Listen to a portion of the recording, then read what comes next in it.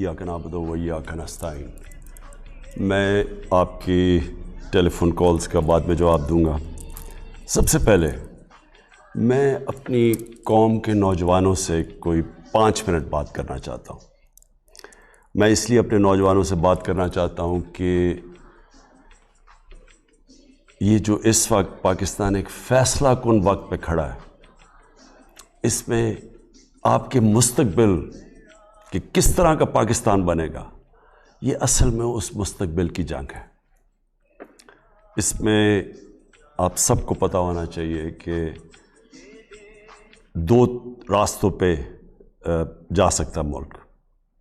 جس طرح آپ جب نماز پڑھتے ہیں تو آپ اللہ سے صرف ایک ہی چیز مانگتے ہیں کہ اللہ ان کے راستے پہ لگا جن کو تو نے نعمتیں بخشی، ان کے راستے پہ نہیں جو اپنے تباہی کے راستے پہ نکل گئے۔ تو قوموں کی زندگیوں میں بھی قوم انسانوں کی قوم ہوتی ہے نا، انسانی قوم بناتے ہیں۔ تو قوموں کی زندگیوں میں بھی یہ فیصلہ کرنا پڑتا ہے کہ ہم نے ایک تباہی کے راستے پہ جانا ہے یا اس راستے پہ جانا ہے جو مشکل بھی ہوگا، جس میں ہر قسم کی آزمائشیں آئیں گی، لیکن وہ ہماری عظمت کا راستہ ہے۔ اور وہ ہمارے نبی صلی اللہ علیہ وسلم نے، میں لوگوں کو اس لیے مدینہ کی ریاست کی بات کرتا ہوں کیونکہ وہ اللہ نے ہمیں حکم اس لیے دیا کہ ان کے راستے پہ چلو، کیونکہ مدینہ کی ریاست ہمارے نبی صلی اللہ علیہ وسلم کا راستہ تھا ہماری بہتری کے لیے، کیونکہ وہ ایک دنیا میں ایک بہت بڑا انقلاب آیا تھا۔ میں نوجوانوں سے بات کر رہا ہوں، آپ ضرور سٹڈی کریں کہ یہ کیا ہوا تھا دنیا میں، تاریخ کا حصہ کہ 622 سے لے کے 632 میں ایک ایسا فکری انقلاب آیا تھا کہ وہ انسان جن کی حیثیت ہی کچھ نہیں تھی، وہ دنیا کی امامت کرنا شروع کر دیا۔ یہ ہسٹری ہے، یہ میتھولوجی نہیں ہے، یہ کوئی کہانیاں نہیں ہیں، یہ انسانی ہسٹری کا ایک چیپٹر ہے کہ 10 سالوں میں انہوں نے انسانوں کو بدل دیا تھا۔ صرف کوئی 12 سے 1400 لوگ مرے تھے اس پیریڈ میں، 10 سالوں میں۔ جنگوں میں 12 سے 1400 لوگوں سے زیادہ نہیں مرے، لیکن وہ فکری انقلاب تھا، انسان چینج ہو گئے۔ اور وہ کیوں، کیسے چینج ہوئے، وہ اگر آپ نبی صلی اللہ علیہ وسلم کی زندگی پڑھ لیں، ان کی سیرت پڑھ لیں، تو آپ کو سمجھ آئے گی کہ وہ لوگ چینج کیسے ہوئے۔ آج جو پاکستان کی پولیٹکس ہے، 25 سال پہلے میں نے جو شروع کی تھی، وہ آج ادھر پہنچ گئی ہے کہ آج ساری قوم نے اس فیصلہ کرنا ہے کہ ہم نے کدھر لے کے جانا ہے اپنے ملک کو، کیونکہ آپ کے ہاتھ میں، اور نوجوانوں آپ کے ہاتھ میں ہے۔ کیونکہ آپ نے، اگر آپ رائے حق پہ کھڑے ہوں گے، جو اللہ کا حکم ہے، سیدھا راستہ رائے حق ہے۔ اگر آپ اچھائی کے ساتھ کھڑے ہوں گے، کیونکہ امر بالمعروف حکم ہے اللہ کا کہ اچھائی کے ساتھ کھڑے ہو، برائی کی خلاف کھڑے ہو، رائے حق پہ کھڑے ہو، جھوٹ کے خلاف کھڑے ہو، حکم ہے اللہ کا ہماری بہتری کے لیے۔ جب ایک معاشرہ یہ سچائی اور حق اور اچھائی کے ساتھ کھڑا ہوتا ہے تو وہ معاشرہ زندہ ہو جاتا ہے۔ جب وہ معاشرہ بیچ میں بیٹھ جاتا ہے کہ اچھا جی مجھے تو کچھ نہیں ہے، تو میری زندگی کو تو کوئی فرق نہیں پڑ رہا، تو وہ جب انیکٹیو ہو جاتا ہے، جب وہ کچھ کرتا نہیں ہے، اصل میں وہ برائی کے ساتھ کھڑا ہو جاتا ہے۔ جب وہ نیوٹرل ہوتا ہے اچھائی اور برائی کے بیچ میں، وہ برائی کا ساتھ دینا شروع ہو جاتا ہے، اور وہ معاشرے کی تباہی ہوتی ہے۔ جس طرح میں بار بار مولانا رومی کو کوٹ کرتا ہوں، جب انہوں نے کہا کہ ایک قوم تب تباہ ہوتی ہے جب اچھے اور برے کی تمیز ختم کر دیتی ہے۔ وہ ختم کب کرتی ہے؟ کہ جب وہ نیوٹرل ہو جاتی ہے، فیصلہ ہی نہیں کرتی، جب دیکھ رہی ہے کہ ایک طرف ملک کے اوپر کتنی بڑی سازش ہے، اور ثابت ہو گیا سازش کہ بکروں کی طرح نیلامی ہو رہی ہے سیاستدانوں کی جو ملکی لیڈرشپ ہے، اور ان کو خریدا جا رہا ہے ایک گورنمنٹ کو گرانے کے لیے۔ باہر کی سازش، باہر سے سازش شروع ہوئی، یہاں میر جعفر اور میر صادق بیٹھے ہوئے ہیں سودا کرنے کے لیے اپنے ذاتی مفادات کے لیے، ان کے ساتھ مل کے اور گورنمنٹ گرائیں۔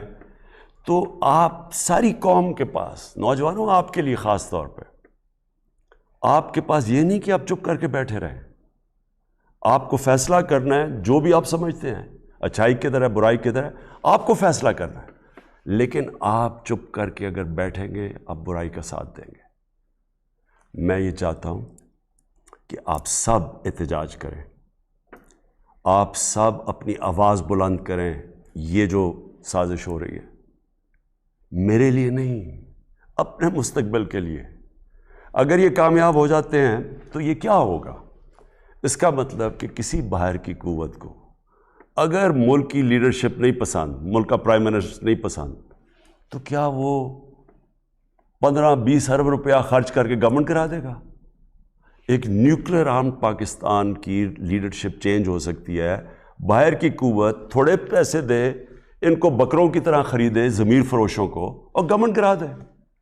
تو یہ تو آگے اس ملک کا تو کوئی مستقبل نہیں ہے۔ اور آپ کو میں نوجوانوں اس لیے کہہ رہا ہوں، آپ کا کوئی مستقبل نہیں ہے اس پاکستان میں، تو کوئی مستقبل نہیں ہے آپ کا۔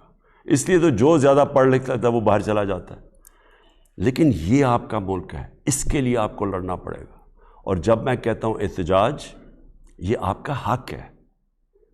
میں ایک زندہ معاشرے کی بات کر رہا ہوں، برطانیہ زندہ معاشرہ، کیونکہ میں یونیورسٹی بھی وہاں گیا اور میں بڑے اچھی طرح اس معاشرے کو جانتا ہوں۔ جب انہوں نے ناجائز طریقے سے جھوٹ بول کے ویپنز آف میس ڈسٹرکشن کا نام لے کے عراق کے اوپر حملہ کیا، تو 20 لاکھ لوگ نکلے احتجاج کرنے کے لیے، پرامن احتجاج، کوئی گملہ نہیں ٹوٹا، کوئی توڑ پھوڑ نہیں، پرامن احتجاج، کیونکہ انہوں نے کہا یہ آپ غلط کر رہے ہیں، یہ برائی ہے کہ جھوٹ بول کے کسی قوم کے اوپر حملہ کرنا۔ 20 لاکھ لوگ نکلے اور میں ان کے ساتھ واک کی، اور کسی پارٹی نے نہیں ان کو نکالا، وہ خود نکلتے تھے، گاڑی سے نکلتے تھے، بس سے نکلتے تھے، اپنا انہوں نے ایک پلے کارڈ اٹھایا ہوا تھا، اس پہ کہا تھا کہ میں جنگ کے خلاف ہوں، اور وہ چلنا شروع کر دیتے تھے۔ زندہ قوم، یہ اللہ کا حکم ہے آپ کو، امر بن معروف، کہ آپ اچھائی کے ساتھ کھڑے ہوں گے اور آپ اپنے مستقبل کو بچانے کے لیے کھڑے ہوں گے۔ اور پھر میں آپ کو ریپیٹ کر دوں کہ جو آپ کا احتجاج ہوگا وہ پرامن ہو، کسی قسم کا اپنے ملک کو نقصان نہ پہنچائیں۔ یہ ہمارا ملک ہے، ہم جب توڑ پھوڑ کرتے ہیں ہم اپنے لوگوں کا، اپنے ملک کا نقصان پہنچاتے ہیں، لیکن پرامن احتجاج، یہ اس سے سب سے بڑا خوف ہوتا ہے اس طرح کے غداروں کو۔ اس طرح کے غداروں کو جب پتہ چلتا ہے، یہ سب سے بڑا، جب قوم ایک کھڑی ہو جاتی ہے سچائی کے ساتھ، حق کے ساتھ، اچھائی کے ساتھ، یہ سب سے بڑا خوف ہوتا ہے ایک معاشرے میں ان لوگوں کو، ان غداروں کو جو اپنے ضمیر کا سودا کر چکے ہوتے ہیں، اپنے ذاتی مفادات کے لیے ملک کو غلام بنا دیتے ہیں۔ اس برے صغیر کی تاریخ میں بار بار بتا چکا ہوں، میر جعفر اور میر صادق کون تھے؟ ایک نے، میر جعفر نے انگریزوں کے ساتھ مل کے ایک مسلمان جو حاکم تھا سراج الدولہ، اس کو میر جعفر نے انگریزوں کے ساتھ مل کے گرایا، اس کو فائدہ ہوا ذاتی طور پہ، اور قوم ان کی غلام ہوگی۔ اور جو مشکلات گزری وہ بنگال کے، اس کے بعد آپ تاریخ پڑھیں، جو لوگوں کا انہوں نے خون چوسا، اور اسی طرح ٹیپو سلطان کو گرانے والا انگریزوں کے ساتھ مل کے میر صادق تھا۔ تو کبھی تاریخ ان کو نہیں بھولی، ان غداروں کو۔ اور تاریخ، میں یہ چاہتا ہوں کہ تاریخ ان غداروں کو نہ بھولے۔ پاکستان کی تاریخ یہ سمجھتے ہیں کہ جی لوگ تھوڑی دیر میں بھول جائیں گے۔ آپ کی ذمہ داری ہے نوجوانوں، آپ نے ان کو بھولنے نہیں دینا کہ جس طرح کی انہوں نے بے شرمی سے غداری کی ہے اس قوم کے ساتھ، ثابت ہو گیا کہ یہ باہر سے پوری سازش تھی، یہ ثابت ہو گیا۔ ہمارے پاس نیشنل سیکیورٹی کمیٹی نے، کیبنٹ نے، سب نے وہ ڈاکیومنٹ دیکھ لیا ہے۔ پارلیمنٹ کی جو سیکیورٹی کمیٹی کی کمیٹی ہے، اس نے یہ دیکھ لیا ڈاکیومنٹ۔ یہ جو میں آپ کو کہہ رہا ہوں یہ آفیشیل ڈاکیومنٹ ہے کہ عمران خان کو اگر آپ ہٹائیں گے تو امریکہ کے تعلقات آپ سے اچھے ہوں گے۔ اگر جیسے آپ عمران خان کو ہٹائیں گے آپ کو معاف کر دیں گے، جو بھی آئے گا کوئی نہیں آئے گا۔ ان کے ساتھ سازش جن کے ساتھ ہوئی، پہلے سے ہی پتہ ہے کہ عمران خان ہٹے گا تو وہ شہباز شریف جو اچکن سروائی ہوئی ہے وہ پہنچ جائے گا۔ جس کے اوپر اربوں روپے کے چوری کے کیسز ہیں، وہ پہنچ جائے گا اور اس کے بعد ہمارے تعلقات ٹھیک ہو جائیں گے. یعنی کہ وہ وفاداری سے ہماری غلامی کرے گا. اس نے کل ٹی وی پروگرام میں کہہ بھی دیا ہے بیگرز آر ناٹ چوزرز. اس کا کیا مطلب ہے کہ جو